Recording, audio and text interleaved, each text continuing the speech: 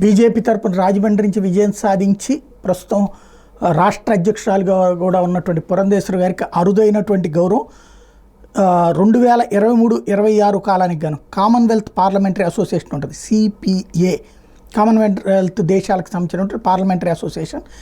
దీనికి భారతదేశం నుండి ప్రాతినిధ్యం వహించేందుకు ఒకళ్ళు ఇన్ఛార్జిగా ఉండాలి. ఇండియా రీజన్ నుండి కామన్వెల్త్ మహిళా పార్లమెంటేరియన్స్ ఇంటర్నేషనల్ స్టీరింగ్ కమిటీ సభ్యురాలుగా పురంధేశ్వరిని నియమిస్తూ నిర్ణయం తీసుకున్నారు. ఇది అత్యంత కీలకమైనటువంటి అంశం. ఏదైతే అటుపక్కన సిడబ్ల్యూపి రీజనల్ రిప్రజెంటేటివ్ వచ్చేటప్పటికి ఫిజీ నుంచి లెనోరా కొర్తుబా, అలాగే అక్కడ ఎంపీ.